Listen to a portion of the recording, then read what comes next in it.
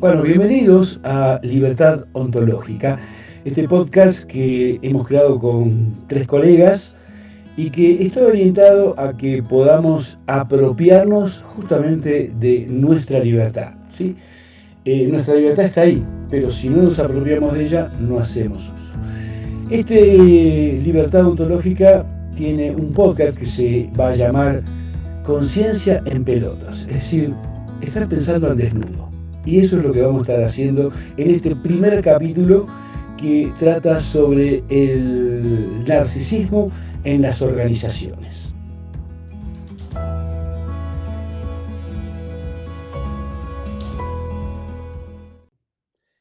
Y una de las características es que más allá de la patología, etcétera, que no me quiero meter porque no soy un especialista, hay algo que sí es común, y es que no se ajustan a las normas. Ellos juegan con sus propias reglas, ¿no? Este, y esto me pareció interesante porque dentro de una organización, digo organización porque me parece que esto va para un sector público, para el sector privado, da lo mismo, ¿no? Claro. Este, sí juegan con sus propias normas, es decir, juegan para ellos, ¿no? Y hay, sí, una concepción de, digamos, por lo menos una creencia acerca de que una conversación en la que viven ellos, digamos, lo importante soy yo, o el importante soy yo, ¿sí? En donde no tienen en cuenta a los demás, y si los tienen en cuenta es para manipularlos o para usarlos en su propio beneficio, ¿sí?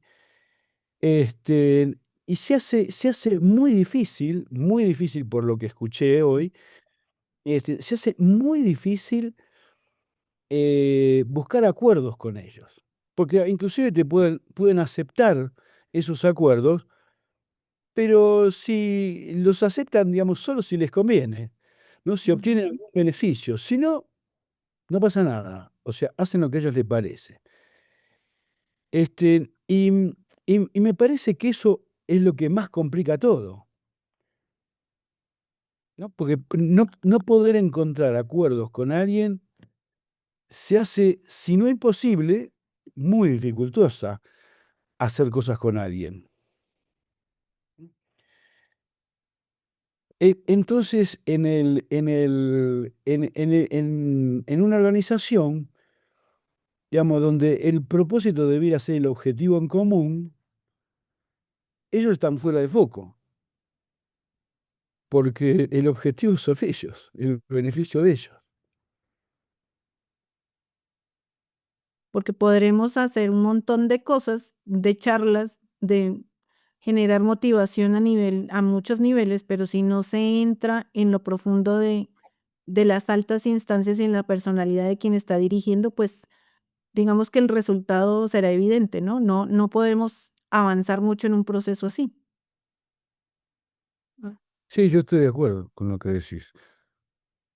Sí, porque justamente por esto de que el objetivo de ellos no es el objetivo de la empresa. O sea, si les funciona, si el objetivo de la empresa está dentro de lo que le permite lograr mayores beneficios personales, bien. Pero si no, lo importante es lo individual. Inclusive, cuando hay un logro, cuando se obtienen los resultados, eh, lo más común es que él se adjudique el mérito, ¿sí? Y justamente una de las quejas que hay es la falta de reconocimiento hacia la tarea de los demás. Claro, como que al final digamos que el sentir y la conversación de todos los empleados será, pero pues estamos No. trabajando, estamos de alguna manera dando de nuestro tiempo, de nuestro, bueno, del empeño laboral todos los días, pero y todo el tiempo seguramente van a estar siendo juzgados de qué se hizo, de qué no se hizo, pero cuando son reconocidos desde ese tipo de pensamiento. A mí me pasa algo cuando los escucho. Y es que, bueno, yo de hecho trabajo desde el ser psicóloga, incluyendo el ser coach, justamente para prevenir y cuidar la salud mental laboral en las empresas que asesoro. Y yo los escucho y como que retomo lo que traía Hugo de este asesinato, de una persona que entra en su rol de narcisismo, de chequear, de mirar, de planear, de acosar, y llevar al límite y establecer todas las formas de control para manipular y disminuir a la que fue su familia. Claro, en este caso estamos hablando de un psicópata narcisista. Está el narcisista desde el ego solo, que quiere ser visto y quiere, como lo conversábamos en algún espacio, puede ser estarse ubicado en un lugar de sombras o de luminosidad, como lo dice Fred Martínez, pero si le sumas la psicopatía, y esta no ser capaz de empatizar muy bien, de hecho, ser capaz de arrasar, y los escucho hablando de esto y cómo tratamos en las empresas de motivar y de llevar y demás, pero también asesinamos, ¿no? En alguna medida cuando estamos desde ese rol, y tal vez no se van a morir textual, que se apague el corazón físicamente, ¿m? Eh, pero sí se van asesinando las capacidades de los equipos y las capacidades y los alcances de estos propósitos empresariales, porque un líder que logra estar en este lugar. Además, listo, puede que yo ahí no concuerdo tanto, yo creo que sí, claro que le interesan sus cosas, pero le interesa tal vez más el poder que da el estar en esa posición dentro de la empresa. Entonces, va a ganar beneficios, pero también le va a interesar sostenerlo y en esa medida va a negociar. Y Así los es. narcisistas tienen una característica muy particular y es que ellos son sumamente seductores. Entonces, en el libro de Elizabeth Clapés, ella lo relata, ¿no? Talento humano seguramente va a ver que llega y es un tipo o una chica encantadora, es el tiburón, tiene todos los rasgos, es súper ganador para tomar este rol. Son muy difíciles de captar de entrada, hasta que empiezan a verse los daños que ya está generando en el personal y cómo no se engancha el equipo. No sé, ahí voy como en la conversación cuando los escucho. Digamos, afecta el clima bueno, el clima del equipo, del grupo, Claro, porque no es solamente en la empresa, digamos, me parece que eso pasa en cualquier lugar donde hay un conjunto de personas haciendo cosas juntos, ¿no? Puede pasar en un Claro. equipo deportivo. Y, claro. y estoy pensando porque estoy viendo varios casos, con perdón de la palabra, pero estoy hablando de fútbol. Este, claro, Es pero es inevitable. súper fácil verlo en un equipo deportivo. Bueno, es decir, Sí, en cualquier tipo de estructura donde haya personas que tienen un objetivo en común. sí, y vos sabés que estabas recién diciendo lo del clima laboral. Y bueno, digamos, yo he trabajado mucho con empresas, eh, trabajando en el logro de objetivos, desde el coaching, ¿no? Pero yo creo que hay una gran diferencia cuando hay un conflicto con el tema laboral, porque a veces hay personas que son demasiado enfocadas en resultados y poco sensibles, yo soy uno de ellos, y quizás poco sensibles a cuánto puede afectar esto en los demás. Pero el tema del psicópata narcisista no es un tema de clima laboral, porque es un ataque directo a una persona que destruye su autoestima, sus cimientos emocionales, la confianza, ¿no? Y además, me parece que es diferente a alguien que quizás no se da cuenta de que su, su enfoque puede perjudicar a otros, a cuando este tipo de personas lo hace deliberadamente, es decir, y lo planea. Y es decir, es como teje una telaraña que vos nunca te diste cuenta y caíste ahí Claro. y te aísla. Es un poco lo que decía recién Adriana, digamos, más allá de ser muy simpáticos, Claro, este, eh, generalmente suelen ser muy estratégicos, muy inteligentes para claro. Sí, claro. Claro. El tipo te aísla, genera bandos, siembra cizaña, hace chismes, y entonces empezás a creer que sí que el problema sos vos, ¿no? Porque digamos, va directo a destruirte. Esto es totalmente diferente a un mal clima laboral, ¿no? Es diferente a un mal clima laboral, donde quizás hay, como vos decías recién, hace falta acuerdos, hace falta tener claro qué es lo que queremos todos. Bueno, eso creo que pasa en cualquier grupo humano. Pero cuando vos tenés un psicópata narcisista, esto no es un tema de clima No, laboral. es un virus que tenés para. Claro, Sí, va bueno, pero afecta a directo a todos. destruirte. Sí, Claro. sí, me refiero que afecta a un montón de. Pero además, mira, otro espacio también donde se puede ver con bastante claridad es en la política. Porque en los partidos políticos eso también pasa.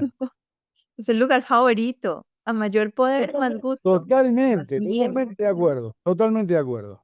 Sí, sí, claro. Lo ves donde hay personas haciendo cosas juntos, ahí pasa, ahí emerge quien quiere manipular, quien quiere obtener ventajas, quien saca beneficio de cualquier oportunidad, donde no es posible hacer un acuerdo, no es posible entrar en una conversación adulta. Sí, claro. No, y además creo que hay, en cuanto a lo del clima laboral, ¿no? Creo que hay una enorme diferencia en que tengas que lograr acuerdos para poder alinear objetivos, a que te puedas encontrar con alguien así, porque las consecuencias que tiene que te cruces con alguien así exceden al trabajo. Porque, digamos, si destruye tu autoestima y tu confianza, esto excede el ámbito del trabajo. Incluso excede si después ya te vas de ese trabajo. Es decir, es Que quedan una- secuelas, vos decís. claro, claro, Sí, es decir, claro. ataque directo es decir, va directo a destruir tu confianza, tu autoestima. Entonces, es decir, aunque ya no estés ahí, después creo que hace falta un gran trabajo de reconstrucción, porque dejé de confiar, porque dejé de creer, porque creo que yo soy el problema, siguiendo con el nombre del libro, ¿no? Entonces, me parece como sumamente delicado, ¿no? Claro, Excede al tema en sí mismo del trabajo, ¿no? me parece que por ahí, bueno, por ahí Adriana lo puede explicar mejor, pero digamos, tiene un efecto traumático, sin ninguna Claro. duda. Entonces tú quieres proponer o tú quieres de alguna manera mejorar algún, no sé, algún proceso o poner tus ideas de cómo podemos activar determinada cosa. Pero si eso va a estar siendo siempre, digamos que un foco de juicios o de malas interpretaciones, pues, ¿qué haces tú? Al final, pues entonces no propongo más, hago caso y ya, ¿de qué manera puedo seguir cultivando pues mi trabajo que al final me interesa? Porque pues todos los empleados de alguna manera trabajamos por un tema económico y de estabilidad. Pero al final pierdes un montón de cosas emocionales que son muy, muy interiores, ¿no? Y es como yo me Y atrevo a actitudinales, volver a y proponer. actitudinales, ¿no? Porque vos lo que estás diciendo en este momento, digamos, es decir, parte de lo que afecta es la proactividad de la gente de la organización. Claro, El fenómeno, te sientas a dale. esperar que te den órdenes para ver qué logras cumplir. Claro. El fenómeno psicológico se llama desesperanza aprendida. Claro que en una situación sostenida termina generando traumas. Hace muchos años una mentora decía, hay traumas con letra minúscula en tamaño 6, ¿no? Y hay traumas en mayúscula, tamaño 150, negrilla y subrayada. ¿M? Eh, y se tienden a minorar los traumas pequeños. Pero ¿qué pasa? La desesperanza aprendida es lo que ustedes están describiendo. Em, la forma más fácil de entenderlo es con un experimento de ratones. Está un ratoncito que quiere acceder a comida, pero para lograr acceder a esa comida debe atravesar unos tubitos metálicos a los que les pasan corriente. Entonces, cada vez que el ratoncito va a caminar hacia la comida, debe pisar los tubos, tiene corriente, por tanto se devuelve. Y esto se sostiene en el tiempo. ¿cómo serían las empresas o en la vida cotidiana? Cada vez que trato de llegar a algo, lo que describía Gio y Hugo y Osvaldo incluso también, ¿no? Voy a proponer o quiero hacer algo, pero recibo un castigo, castigo, castigo. Al punto que, pues ya decido al final no caminar y tú le quitas la corriente al ratoncito, tiene la comida, tiene hambre al frente, pero ya no le ve sentido a caminar hacia esa comida porque resulta que asumió, aprendió, ya determinó que es una pérdida, que va a salir perdiendo físicamente y que además no va a poder lograr absolutamente nada. Y hay personas que son expertas en lograr esto en la gente. Entonces, cuando esto es sostenido ya se vuelve un estrés postraumático, así sea pequeño. Y bueno, yo les comentaba hace ratico que hablábamos para reunirnos. Justamente estoy apoyando a una abogada, una amiga, en un caso de acoso laboral, empresarial. Y me preguntaba yo, y volví al texto del libro de Tú no eres el problema. Mi pregunta era, bueno, pero también es que además de los psicópatas narcisistas, es como si hubieran organizaciones o espacios de psicopatía narcisística, que no es solo una persona, sino si pensamos las Varias. organizaciones en la empresa como una Sí, organización claro. viva, es un sistema, o sea, a mi modo de ver la vida, una empresa es un cuerpo, funciona, está totalmente conectado y está vivo. Y si está muy permeado, ¿m? Es muy difícil porque una persona generosa, amorosa, vibrante, que traiga soluciones y que tal vez sea contestatario y muestre lo que no funciona en un sistema en el que otros quieren sobresalir y acabar y ganar solo beneficios, ¿en qué termina? En un espacio en donde va a ser atacado desde múltiples flancos porque el que sea que esté liderando el proceso va a tener sus seguidores, como lo describía Oswald, y arman toda la configuración y no es uno, sino es un tiburón completo atacándote y persiguiéndote. eh, y esto lleva a comportamientos que son evidentes. Las personas, esto está estudiadísimo, no son capaces de levantarse, entran en un síndrome de quemado. Entonces, empiezo a ser impuntual. Entonces, además, soy malvado porque estoy llegando tarde, irresponsable. ¿Ah? No soy capaz de conectar bien, me demoro tal vez un poco más haciendo lo que otros hacen, pero es que yo les entrego completo, no lo que me están coartando y exigiendo que no entregue para ganar recursos. Hagan de cuenta, la consulta médica en Colombia. Tienes máximo 20 minutos para atender un paciente, eh, y tienes que sumarle un montón de requisitos y hacer como si lo atendieras en consulta preconcepcional y decir que lo atendiste y le hiciste un montón de cosas más lo que el paciente requiere.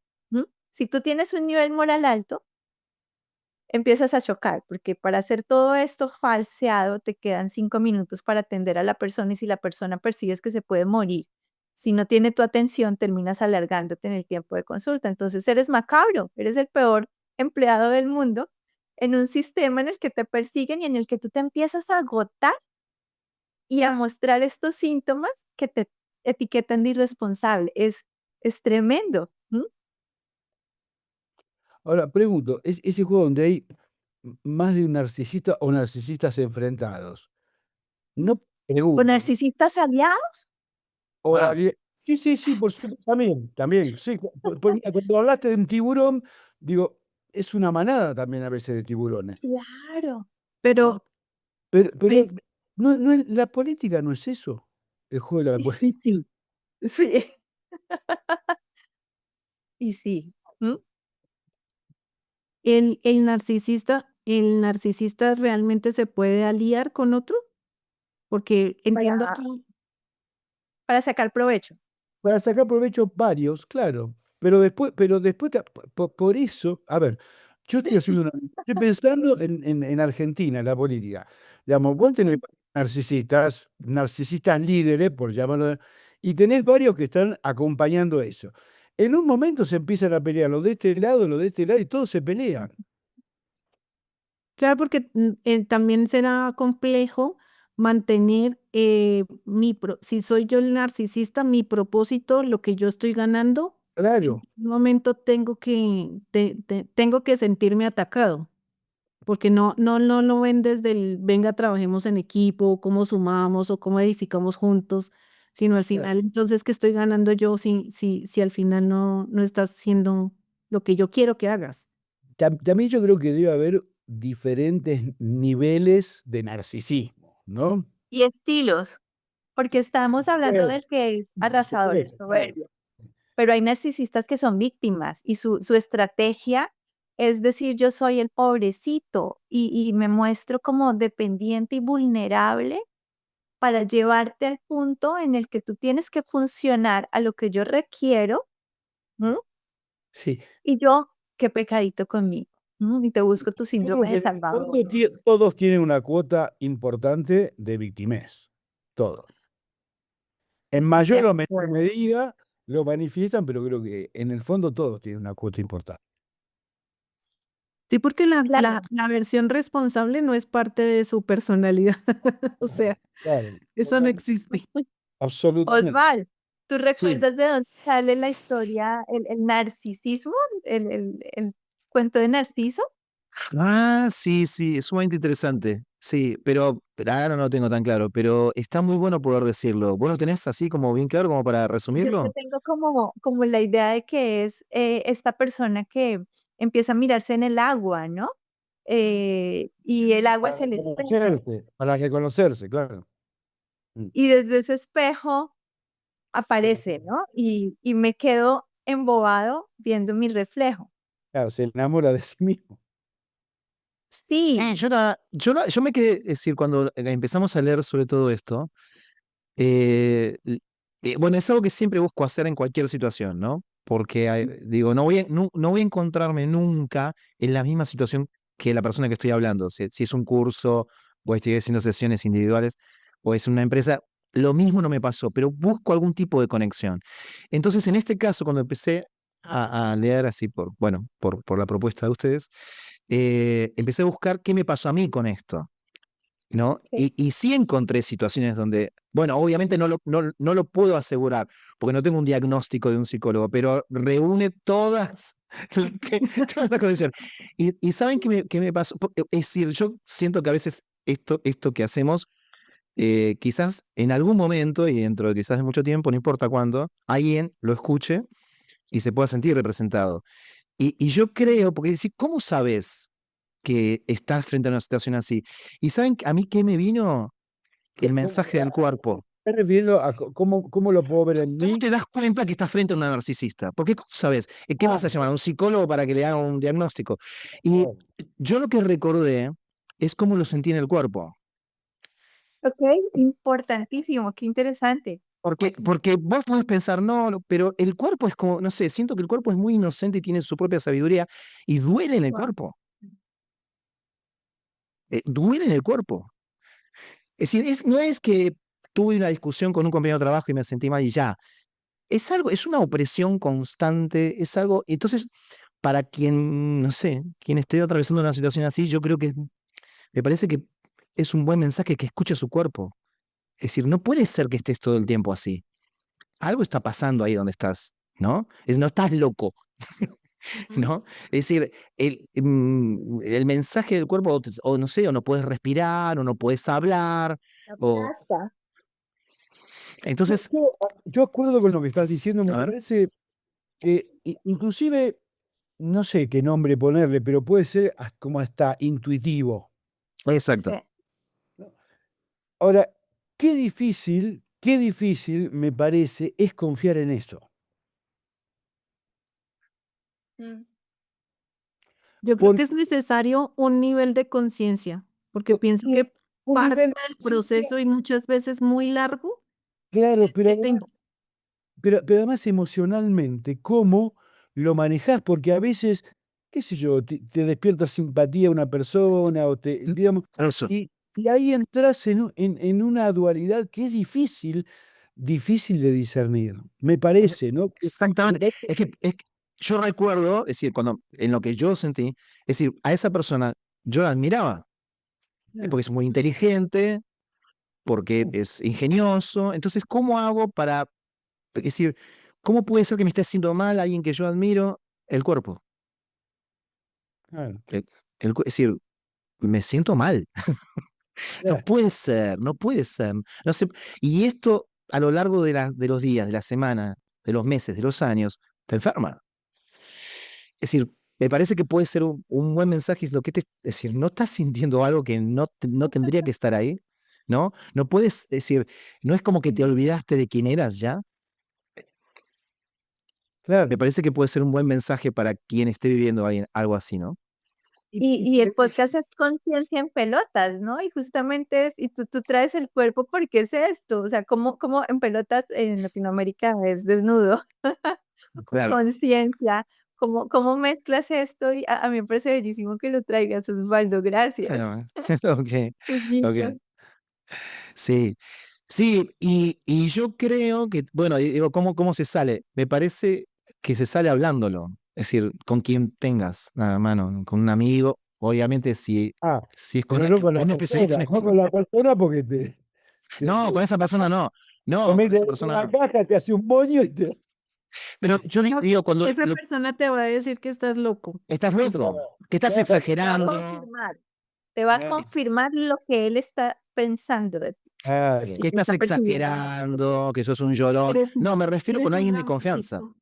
Claro, no, me refiero a que poder ponerle palabras con alguien de confianza, si es con un terapeuta mejor, pero digo, poder ponerle palabras me parece que lo cambia todo. Algo pasa, ¿no? Cuando podés hablarlo, cuando podés decirlo, es como romper el hechizo, ¿no? Sobre todo porque creo que te empezás a escuchar a vos mismo, que no puede ser que estés así. Porque es realmente, es decir, cuando yo me conecté con eso, dije, no, qué feo se sentía. Y las secuelas pueden durar mucho tiempo. Entonces, creo que puede ser un gran paso poder hablarlo con alguien de confianza, comentarlo, a ver qué escucha el otro, qué le parece con al alguien, otro. más que con alguien de confianza, con alguien que esté preparado para Bueno, escuchar mejor, profundamente, ¿no? mejor aún. Sí, porque me parece que, que puede volver, puede llegar a caer también en la misma trampa. Sí, yo me refiero a que en el momento en que le pones palabras, te escuchas también. Sí, eso me parece importante, sí, sí, pero no suficiente. No, no, no, no. Pero bueno, poder validar la propia experiencia, ¿no? O sea, algún tipo de red de apoyo. O Algún tipo. por lo menos darle espacio a tu duda, Ujú. ¿no? Es decir, validar la duda que tenés, validarla. Sí. Que no sé, estoy pensando, ¿no? Por ahí, digamos, si eso no tiene que ver con que de alguna manera vulnera tus propios valores. A ver. Claro, qué sé yo, hay algo que hace la persona que a vos te hace ruido, ¿sí? Que lo podés sentir en el cuerpo, hay algo que no te gusta, digamos, eso impacta en algún espacio. No sé si tiene que ver con que viste algo que no estás de acuerdo, viste algo este, que choqueó o que, digamos, que altera toda esa sintonía que vos podés percibir, ¿no? Como decir, hay algo que es disonante con el resto.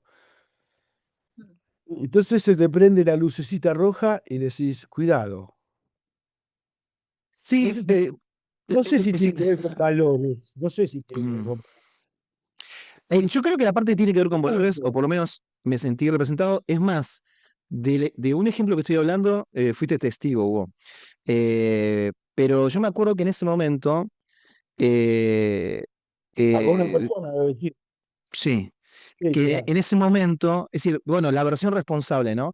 Pero creo que hay una gran diferencia entre poder dar una versión responsable a sentirte culpable o a sentirte un idiota, porque no, porque Nacho, ¿cómo pude caer en esto? Qué estúpido, ¿no? Es decir, ahora, tampoco Osvaldo, digo, sí, la gente tal vez no sabe que es una versión responsable.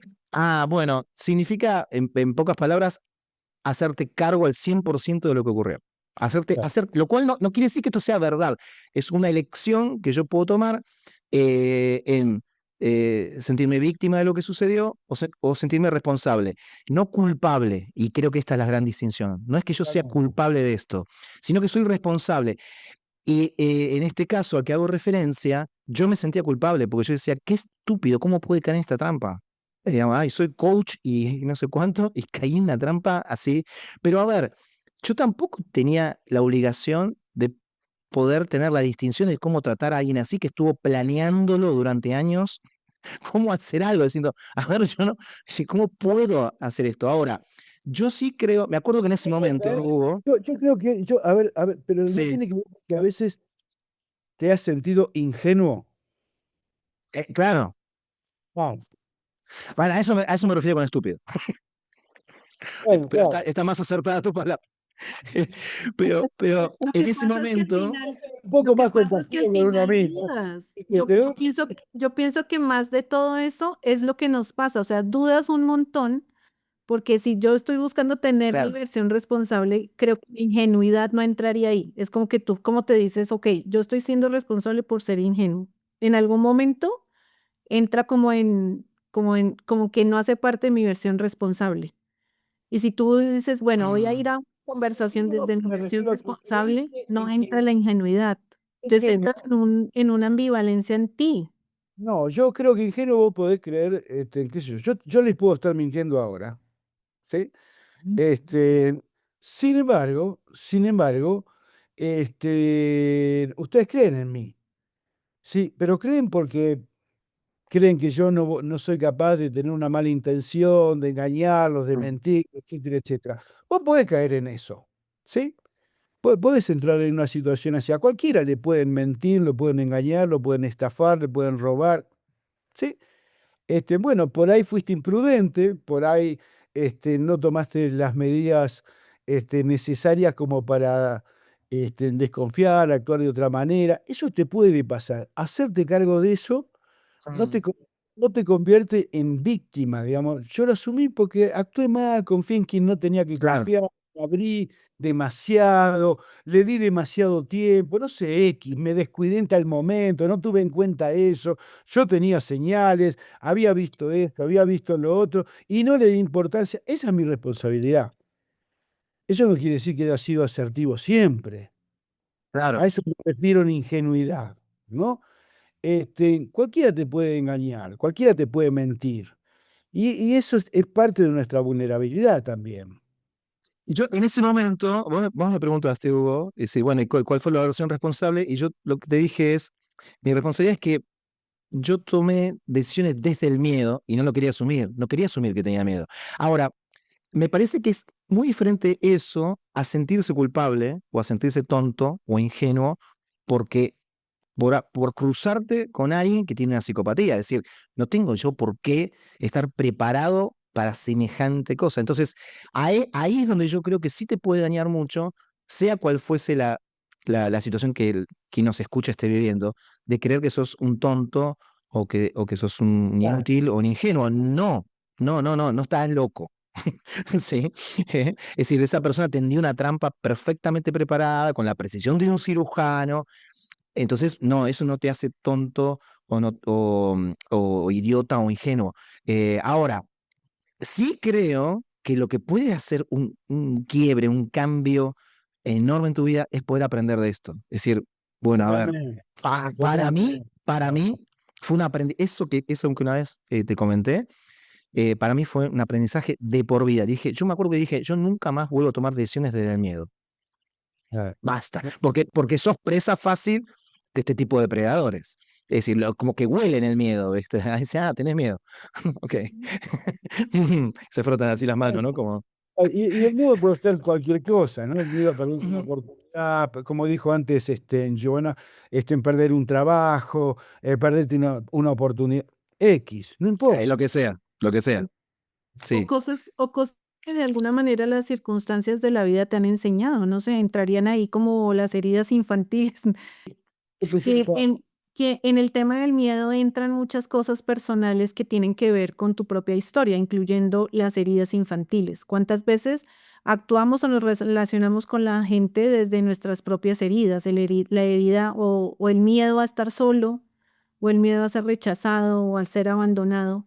Entonces, Todas finalmente, las veces nos relacionamos desde ahí, la exacto, personalidad y el funcionamiento exacto. psicológico es ese. Entonces, al final es, mi versión responsable es, necesito trabajar en mi tema del abandono, porque mira, con las Ujú. personas que al final me estoy relacionando y no salgo bien librada de esto. o el que sea. Yo tengo una pregunta para que la pensemos juntos. Me está pasando que como que escucho y siento que, y obviamente los medios y todas las circunstancias nos llevan como sociedad, tal vez como planeta, como raza, a tener como una ambición, ser capaz de ser sagaz y darse cuenta de cuándo te van a hacer daño. Y como que no hay un derecho a la inocencia, a la ingenuidad. No sé, y tal vez sería algo que hay que reivindicar. Tú tienes derecho a ser ingenuo y está lindo. Eh, Sí, pues sí, la busquemos palabra que me gusta también, que es inocente, ¿no?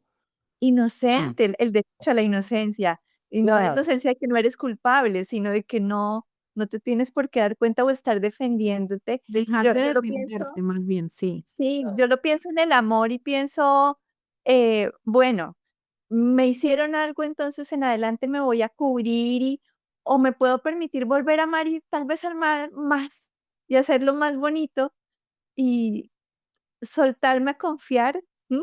Eh, Ese es el derecho a la inocencia, no sé, habría que pensarlo y conversar y de pronto hacer Eh, cosas, ¿no? En pro. Sí, yo entiendo la inocencia como esa cualidad que tenemos de niños, ¿no? De Claro, no vivir, claro. de no vivir atrás de máscaras, ¿no? Este soy yo, Ajá. esto es lo que me Claro. pasa, y yo creo que eso es muy valioso, absolutamente, absolutamente. A eso me refería con que, ok, te podés ser responsable, la versión responsable sería, ok, bueno, yo como caí en esta trampa, pero no de un lugar de culpa, sino de poder aprender y poder resolver, como decía Gio recién, quizás algo más profundo que yo traigo, pero, pero no perder esa nobleza o no perder esa inocencia. No tenés por qué sacrificar a partir de ahora y desconfiar de todo el mundo, porque ahí sí ganó el narcisista. Claro. Yo creo que al final eso es lo complejo. Decir, mira, necesito despojarme de un montón de cosas y dejar de defenderme, porque pues también dependerá de cuánto tiempo te has relacionado con este tipo de personas. Creo que es un tema bien complejo. Es que ahí entramos en un tema que para mí es un tema clave, que es encontrar el equilibrio. A ver. Y sí. Y claro, porque ¿cuál es el equilibrio? Digamos, porque, bueno, por ejemplo, pasaste una experiencia en donde pagaste precios, tuviste una serie de consecuencias, te marcó, etcétera, etcétera. Bueno, vos podés tener claro conceptualmente de que lo que te pasó una vez no tiene por qué necesariamente volverte a pasar, pero te puede volver a pasar. Entonces, ¿dónde te parás? ¿No? Y ahí, y eso tiene que ver, digamos, con estar en un estado de alerta, pero no de sobreprotección. No de paranoia. Claro, claro, si no se vuelve una obsesión. Es decir, todo es una amenaza para mí, todo es un Claro. peligro. No, ni una cosa ni la otra. Bueno, ese punto de equilibrio, ¿cuál es? Y eso es es más, yo creo que en todos los ámbitos, esa es la gran búsqueda, creo, que es Sí. encontrar ese equilibrio. Y al final el gran propósito de esta charla, pienso, porque en la medida en que tú tienes información y Claro. alcanzas a descubrir el comportamiento en otros, tú dices, espérame porque esto no me vuelve a pasar. Más allá de defenderme es, espérame porque ya necesito aprender. Entonces necesitas también tener información y Mira, siento que la conversación puede apoyarnos a nosotros y a las personas que puedan escucharnos. la importancia de esas declaraciones fundamentales, que no es solamente decir basta, sí, no, etcétera, etcétera, sino esas declaraciones que vos decís casi inconscientemente, ¿sabés qué? Esto no me vuelve a pasar nunca más. Y entonces en ese momento te sobreprotegés, ¿viste? Vivís creyendo que hay amenazas por todos lados, Ujú. y eso te arruina la vida, en definitiva. Te aleja de la libertad, que es Totalmente, el nombre de absolutamente, nuestro proyecto, ¿no? O sea, ¿y cómo tienes esta absolutamente. libertad ontológica? ¿Eh? absolutamente. requieres mirarte Sí, sí. y Eso es mirarte con la amor. negación de la libertad, claro. Sí, porque estás dominado por ese miedo, ¿no? A que te vuelva a pasar lo que ya te pasó. Yo creo que eso es tener la invitación, ¿no? A ver las situaciones, ¿no? A confiar en esa intuición y en eso que estás percibiendo, eh, y a levantar la mano. El otro día lo hablábamos con Gio y decíamos, al final, muchas personas están como orilladas a asumir que tienen que superar muchas cosas solos, porque da vergüenza admitir algo como que te manipularon o te pusieron en X situación. Y puede que avances, puede que tú sanes algunas cosas, pero hasta que no lo hablas con otro, hasta que esto no sale a la luz, no puedes ser libre realmente. Es casi que un principio bíblico, ¿no? La verdad os hará libres, pero es una verdad que sale. Y nacimos en conjunto, nos necesitamos. Y Osvaldo traía, y tal vez no sea un terapeuta, pero el poder decirlo, el poder acompañarte con alguien o con un grupo de personas o bueno, con lo que sea que puedas construir, estará genial que aquí creemos Sacarlo, ¿no? comunidades que lo Sacarlo. puedan hacer juntos. Sí, es más fácil, es más Ocultarlo, viable. ocultarlo, claro. Solo no se puede. Sería como mi conclusión. Mm. Yo le agregaría a esta conclusión que es tan importante, Adri, es que el poder conversar con otros, que el poder sentirte vulnerable y hablar de lo que te pasa, no te hace una mala persona. A veces sentimos que necesitamos guardarlo, que necesitamos como encapsular eso que nos está pasando porque qué pensarán las otras personas o porque tengo que verme fuerte o porque tengo que sostener algún tipo de, no sé, empresa, también muchas veces hablando del narcisismo en las empresas, y es, si empiezas a darte cuenta que necesitas de alguien más, es realmente esa tu fortaleza, de poder conversarlo, de poder empezar a mirarlo y de poder empezar a trabajar en ti. Sí, bueno, yo creo que en este caso, en esta charla, eh, el aporte es que me parece que no todo el mundo tiene ni siquiera idea de que existe algo que se llama narcisismo.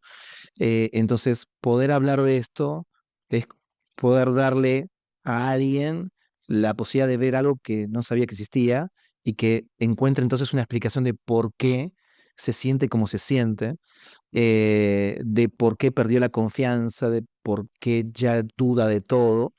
Y bueno, entonces puede ser que estés frente a alguien que, consciente o no, la verdad que a mí no me importa mucho eso, eh, lo tenía perfectamente planeado para destruirte. Entonces, yo creo que el aporte puede ser que lo puedas ver, que puedas hacer algo al respecto, y de mi parte, yo creo que de todo lo que nos pasa, podemos usarlo como agua para nuestro molino y salir de estos más sabios, no solamente para nosotros, sino para poder transmitir a alguien más esta sabiduría. Bueno, yo me quedé pensando y hago un paralelismo entre el narcisista y el corrupto. Sí. Y me parece que hay algo en común en los dos y es que viven en la creencia de que necesitan ciertos privilegios para, para poder obtener lo que quieren. En el fondo, en el fondo, me parece que hay una gran baja autoestima por parte de ambos, ¿no? Ujú. Y ahí vuelvo otra vez al punto de partida. Qué importante es estar consciente, ¿no? Salir de la ceguera, de poder mirarnos a nosotros mismos y poder hacernos responsables de las consecuencias que estamos generando en nuestra vida y en nuestro entorno.